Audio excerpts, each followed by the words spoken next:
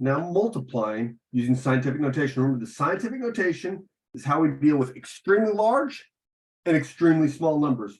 To turn these into, as we just saw in the previous video, scientific notation is I put my decimal after the first number, 259. How many times did I move that? 1, 2, 3, 4, 5, 6 times 10 to, and remember when it's the positive, because we're going to talk about that giant number, times, move the decimal after that 4.7 times 10 to, 1, 2, 3, 4, negative 5, right? It's however many places you move the decimal. Positive number is gigantic. Negative number is tiny. And then you multiply. Well, to show how this is multiplication, remember this multiplies all the way across. Commutative property means I can just even multiply those 3.259 times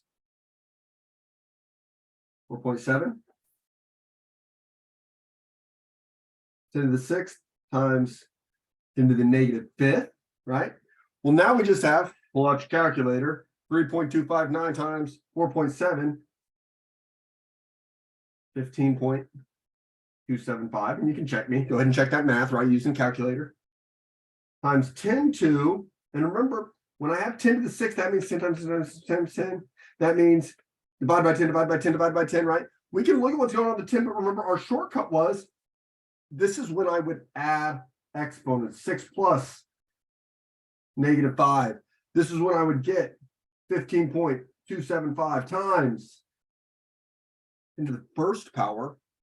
But now remember, this is correct. This is the product of these two numbers, but this is not correct scientific notation yet. Think about what's going on. If I were to take this 15.275 times 10, theoretically, hypothetically, I would say times 10 means, move that decimal right. Because if I had $15 times $10, that's $150, right? There we go. 152.275, right? Well, remember what this means to be in scientific notation means I put the decimal after. And now think about, where did I move this to? Well, that was this with this 1, that was moving the decimal here. So to move it back, that's move it 1, move it 2 places. This is times 10 squared. That 152 is a pretty big number. That insinuates to me, that's why I have the positive exponent, the number between 1 and 10. Now, the hardest part of this, and that's why I would even say, just kind of sketch this out and think of, okay, well, let's move the decimal. That 1 moved it here, right? It was from between the 5 and the 2. That 1 took it back 1.